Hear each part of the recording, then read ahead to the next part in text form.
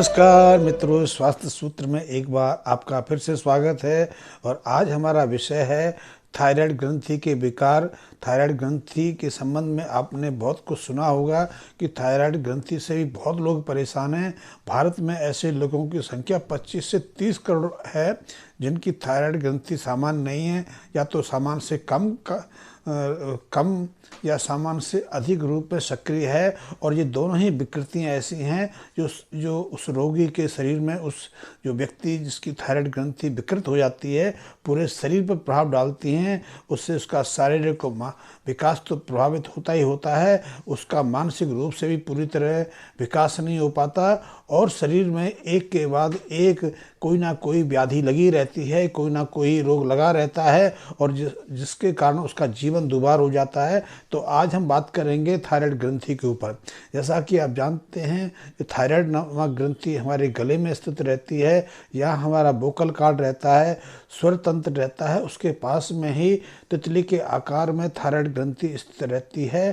Thyroid ग्रंथि के साथ में ही दो ग्रंथियां और होती हैं जिन्हें हम पैराथायराइड ग्रंथि कहते हैं। और ये ग्रंथियां ना हो के अंतरस्रावी ग्रंथियां हैं, क्योंकि इनके जो स्राव हैं जो ये पैदा करती हैं, उनको पूरे शरीर में पहुंचाने के लिए कोई नलिकाएं नहीं रहती, कोई नालियां नहीं रहती।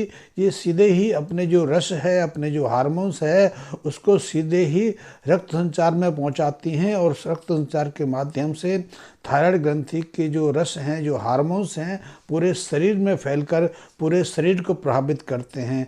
थायराइड ग्रंथि हमारी जो मेटाबॉलिक जो रिएक्शंस हैं, मेटाबॉलिक जो क्रिया है, उनको प्रभावित करती है। इसके कारण यदि थायराइड ग्रंथि कम रूप से सक्रिय रहती है तो हमारे शरीर की जो मेटाबॉलिक क्रिया हैं वो धीमी पड़ जाती हैं। इससे हमारा शरीर फूलने लगता है, मोटापा छाने लगता है, हमारा चेहरा बड़ा हो जाता है, हमारी लंबाई घट जाती है, और हमारे शरीर के अंदर अन्य विकृतियाँ पैदा हो जाती हैं। यदि थायराइड ग्रंथि ज़्यादा रूप से सक्रिय हो जाए, ज़्यादा मात्रा में अपने हार्मोन्स पैदा करने लगे, जैसा कि आप जानते हैं कि थायराइड ग्रंथि से थायरोक्सिन नामक एक प्रमुख हार्मोन्स पैदा होता है, जो हमारी जो मेटाबॉलिक क्रिया है, जो हमारी चयापचय क्रिया हैं, उनको सीधा प्रभावित करता है। इसके कारण उस व्यक्ति की जब थायरॉक्स हार्मोन्स ज़्यादा मात्रा में पैदा होता है तो वो जो चयापचय क्रिया हैं अति सक्रिय हो जाती हैं। इसके कारण व्यक्ति का डील डॉल तो बढ़ जाता है, उसकी ऊंचाई भी बढ़ जाती है, वो ज़्यादा लंबा हो जाता है, लेकिन इसके कारण उसकी जो ये क्रियाएँ हैं ज़्यादा तीव्र हो जाती हैं। ऐसे में उस व्यक्ति को गर्मी की जो अनुभूति है ज़्यादा होती है, गर्मी सहन नहीं कर पाता, और सारे शरीर में पसीना आता है, खास करके उसकी हथेलियाँ पसीने से भीगी रहती हैं, और पूरा शरीर उसका चिपचिपा रहता है। तो मेटाबॉलिक रेटों के इस प्रभाव के कारण, इस दुष्प्रभाव के कारण उसके समस्त जो शारीरिक क्रियाएं प्रभावित होती हैं। यदि थायराइड ग्रंथि कम सक्रिय रहती है तो ऐसे लोगों की जो हृदय की धड़कनें धीमी पड़ जाती है, लेकिन जब थायराइड ग्रंथि ज़्यादा सक्रिय होती है तो उनकी जो हार्ट बीट है, जो हृदय की धड़कन तीव्र होती है। इसके अलावा ऐसे लोगों को मानसिक रूप से तनाव रहता है, डर रहता है, वहमी हो जाते हैं, ये स्वस्थ हो जाते हैं, वो अपने में कमजोरी फील करते हैं, वो आलस्य से भरे रहते हैं, बिना मतलब उनको थकावट बनी रहती है। ऐसे अन्य विकार भी इनमें देखे जाते हैं। थायराइड ग्रंथि के साथ में एक चीज़ और भी देखी जाती है कि स्त्रियों में या तो मासिक स्राव ज़्यादा मात्रा में होता है, ज़्यादा समय तक चलता है, इसके कारण उनमें रक्त की कमी भी हो जाती है, या फिर जिनमें थायराइड ग्रंथि ज़्यादा सक्रिय रहती है उनमें जो मासिक स्राव है बंद हो जाता है, कम होता है, उन्हें एमोरेरिया की बीमारी हो जाती है, या फिर उनका मासिक स्राव 2-3 महीने तक बंद रहता है। तो ये विकृतियाँ देखी जाती हैं। इसी तरह बालों पर भी इसका असर होता है। इन दोनों विकृतियों के कारण या तो बाल झड़ने लग जाते हैं, रूखे रहते हैं, खुश्क रहते हैं, या फिर वो समय से पहले श्वेत पड़ने लगते हैं। इसी तरह जो हाइपरथायराइडिज्म है, जिसको हम अति थायराइड ग्रंथि की सक्रियता कहते हैं, जिसमें ग्रंथि की सक्रियता बढ़ जाती है, उसमें जो आँख के गोले हैं, आँख के जो डोले हैं, वो उभर के बाहर आ जाते हैं। ये विकृति भी आम देखी जाती है। हाथ कँपाते हैं, इस तरह कई और विकृतियां भी रहती हैं। इनफर्टिलिटी की भी रेट हो जाती है, क्योंकि इनमें या तो बांझपन की स्थिति बन जाती है या इम्पोर्टेंसी की स्थिति बन जाती है। ऐसी विकृतियां आम देखी जाती हैं।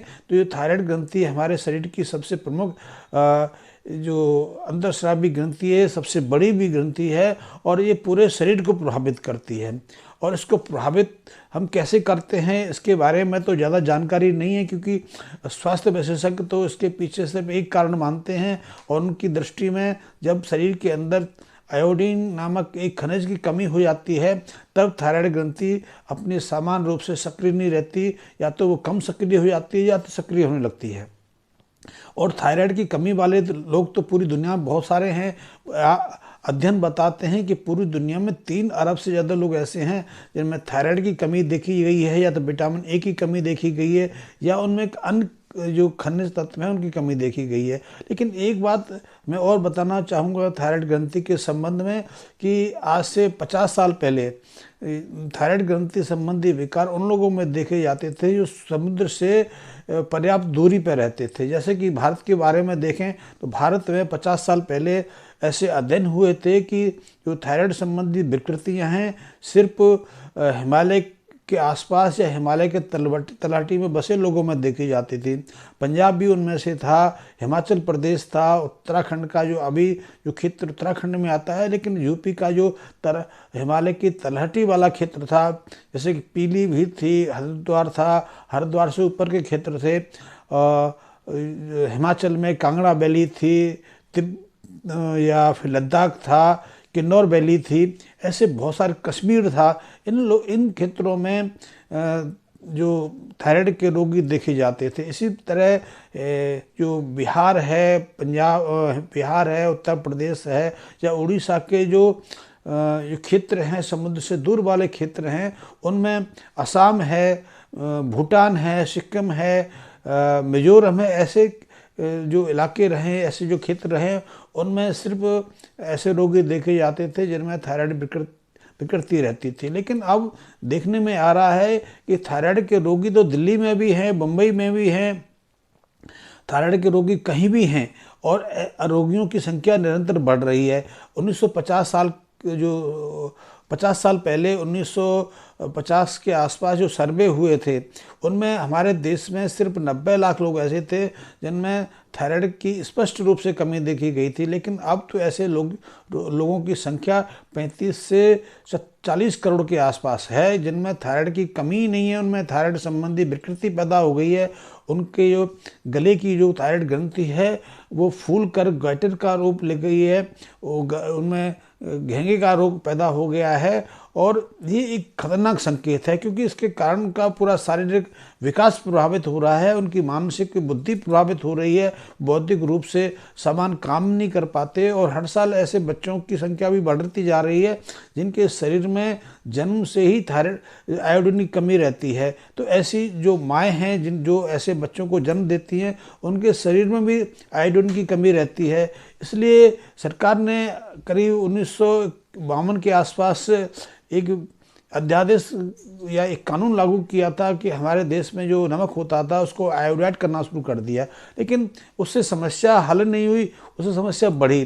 तो हमें तो ये प्रयास करना चाहिए कि उस निर्णय को दोबारा से सोचें कि उससे पहले थायराइड की समस्या हमारे देश में नहीं थी, लेकिन जैसे ही आयोडाइड नमक कंपलसरी किया गया, ये समस्या बहुत तेज़ी से बढ़ते चली गई। और आज यदि देखें भारत में 40 से 45 करोड़ लोग ऐसे हैं जिनके शरीर में जो उनकी थायराइड ग्रंथि है समान रूप से कार्य नहीं कर पा रही है, या तो वो कम सक्रिय है या ज़्यादा सक्रिय है। लेकिन ऐसे भी दृष्टि देखी गई है कि 25, 30, 40 साल तक वो समान रूप से कार्य करती है, समान रूप से वो लोग स्वस्थ रहते हैं, लेकिन अचानक फिर उनकी थायराइड ग्रंथि विकृत होने लग जाती है। उनमें थायराइड संबंधी जो लक्षण हैं, थायराइड संबंधी जो विकृति है वो बाहर आने लगती है। फिर उनके रक्त जांच से पता चलता है कि उनमें थायरोक्सिन या T3, T4 जो हार्मोन्स हैं, THS हार्मोन्स हैं, वो या तो सामान्य से कम हैं या सामान्य से अधिक हैं। तो ऐसा क्यों है कि 20-25 साल तक वो सामान्य जीवन जीते हैं, फिर अचानक वो थायराइड के मरीज बन जाते हैं? तो इसमें एक कारण तो है कि हम आयोडाइड नमक जो सेवन कर रहे हैं वो उपयुक्त नहीं है। उसके विषय में हमें फिर से सोचना चाहिए कि उसकी भरपाई हम कैसे कर सकते हैं, या फिर आयोडीन आधारित बहुत सारी चीज़ें हम प्रयोग कर रहे हैं, जिनमें आयोडीन आधारित कई सॉल्ट हैं। वो सॉल्ट या तो हमारे शरीर में दुष्प्रभाव पैदा कर रहे हैं, या जो हमारे शरीर की नेचुरल जो प्रक्रिया रही है, नेचुरल जो हम भोजन के माध्यम से आयोडीन या दूसरी चीज़ें लेते हैं तो उनको प्रभावित कर रही है। ऐसे ब्रेड में भी आयोडीन के आधारित कई सॉल्ट प्रयोग किए जाते हैं। हम जो मैगी खाते हैं, नूडल्स लेते हैं, उनमें भी आयोडाइड आधारित प्रयोग करते हैं। तो अब हम देखेंगे कि यदि किसी व्यक्ति के अंदर उसकी थायराइड ग्रंथि समान रूप से कार्य नहीं कर पा रही है, तो हम उसको समान रूप से कार्य करें, उसके लिए कैसे प्रभावित कर सकते हैं। तो इसके लिए बहुत सहज सामान से प्रयोग हैं कि आप इसके लिए पान का प्रयोग कर सकते हैं, पान के पत्ते का प्रयोग कर सकते हैं। जैसे हम पहले करते थे, खाना खाने के बाद हमारे यहाँ प्रचलन था कि पान का सेवन करना। पान से न केवल भोजन पचता है बल्कि आयोडीन की आपूर्ति भी होती है। इसी तरह जो दुर्वा घास है, जिसे हम गणपति की पूजा में प्रयोग करते हैं, ये भी आयोडीन का एक अच्छा स्रोत है। आयोडीन का एक बहुत अच्छा हमारे लिए स्रोत बन सकता है। पहले तो हम श्वेत दुर्वा का जो जूस है, जो रस है, उसका सेवन करते ही थे। इसके अलावा हम चाहें तो पुदीना का प्रयोग कर सकते हैं। गर्म सर्दियों के अंदर हम मूली का प्रयोग कर सकते हैं। आजकल तो मूली 1 महीने में तैयार हो जाती है, लेकिन आज से कुछ साल पहले जब हम प्राकृतिक खेती करते थे, हम देसी बीजों का प्रयोग करते थे, तो मूली को पूरी तरह विकसित होने में 2.5 से 3 महीने का समय लगता था। तो उसमें बहुत सारे पोषक तत्व रहते हैं, उसमें आयोडीन की भी काफ़ी मात्रा में मिल जाती थी। इसी तरह हम सिंघाड़े का प्रयोग कर सकते हैं। सिंघाड़ा पानी में होता है, उसमें आयोडीन की बहुत मात्रा रहती है। इसके अलावा हम कमल गट्ठे का प्रयोग कर सकते हैं, कमल की नाल का प्रयोग कर सकते हैं। ये भी बहुत हमारे लिए उपयोगी है, इसमें भी आयोडीन की बहुत मात्रा रहती है। इसके अलावा हम कई और चीज़ें हैं जिनका प्रयोग कर सकते हैं, जो हमारी आयोडीन की कमी को पूरा कर सकते हैं। इसमें अलसी आ जाती है, इसमें कोदो आ जाती है, इसमें मंडुआ आ जाता है। तो ऐसी बहुत सारी चीज़ें हैं जिनके माध्यम से हम अपनी आयोडीन की कमी को पूरा कर सकते हैं और हम थायराइड ग्रंथि की विकृति को रोक सकते हैं। यदि हम थायराइड ग्रंथि से विकृत हो गए हैं, हमारे अंदर थायराइड ग्रंथि असमान व्यवहार करने लगी है या रोगी हो गए हैं, तो हम उससे बाहर आ सकते हैं। गोखरू का भी प्रयोग कर सकते हैं। देसी गाय जो पहाड़ी क्षेत्रों में रहती है, वो कई तरह की जड़ी बूटियों का सेवन करती है। उसके माध्यम से उसके जो दूध है उसमें काफ़ी मात्रा में आयोडीन देखा जाता है, तो आयोडीन वहाँ से भी पूरी की जा सकती है। इसी तरह आप कुछ प्राणायाम आधारित क्रियाएं कर सकते हैं, जो हमारे जो अंतरस्रावी ग्रंथियां हैं, जिसमें थायराइड भी ग्रंथि आती है, उनको सामान्य व्यवहार करने के लिए प्रेरित करते हैं। और यदि वो असामान्य व्यवहार कर रहे हैं तो उनको पुनः सामान्य रूप से कार्य करने के लिए प्रभावित भी करते हैं। इसके लिए आप नाड़ी शोधन प्राणायाम का अभ्यास कर सकते हैं। नाड़ी शोधन के अलावा आप कपालभाति, भस्त्रिका प्राणायाम का भी अभ्यास कर सकते हैं। और थायराइड ग्रंथि के लिए सबसे उपयुक्त जो प्राणायाम है उसको हम कहते हैं उज्जयी प्राणायाम।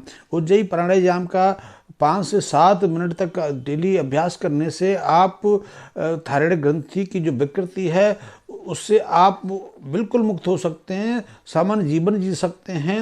और जो थायराइड संबंधी विकृतियां आप में आ गई हैं, थायराइड ग्रंथि के कारण जो रोग आप में बन गए हैं, जो आपका हृदय असमान व्यवहार करने लगा है, जो मासिक स्राव की प्रवृत्ति बढ़ गई है, या आप इन्फर्टिलिटी की बांझपन की समस्या पैदा हो गई है, या आप इम्पोटेंट या पौरुषहीनता के शिकार हो गए हैं, या आपके अंदर डिप्रेशन जैसी स्थिति आ गई है, तो उससे बाहर आ सकते हैं। उज्जयी प्राणायाम के संबंध में मैंने पहले किसी वीडियो में विस्तार से बताया है, आप वहाँ देख सकते हैं। कपालभाति के बारे में मैंने बताया है और मैं नाड़ी शोधन प्राणायाम के बारे में भी बताया, तो आप वहाँ देख सकते हैं। तो आप इस प्रक्रिया को इस रूप में लेंगे तो आप थायराइड ग्रंथि की विकृति से बच सकते हैं।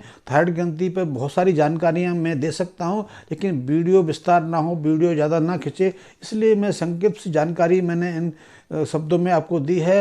यदि आपको मेरा वीडियो पसंद आया हो, आपको मेरा विषय वस्तु अच्छी लगी हो, तो इसको सब्सक्राइब अवश्य करें, लाइक अवश्य करें और अपने मित्रों के साथ इसको शेयर अवश्य करें, ताकि मुझे प्रोत्साहन मिले और ये जो मैंने जानकारी दी है आपके मित्रों मित्रों तक पहुंच सके। तो मैं आपके लिए इतना अनुरोध कर सकता हूं कि यदि आपने मेरा चैनल अभी तक सब्सक्राइब नहीं किया है तो इसको एक बार सब्सक्राइब अवश्य कर लें, ताकि आपके पास न्यूनतम किसी भी विषय की जानकारी शीघ्र पहुंच सके। धन्यवाद मित्रों।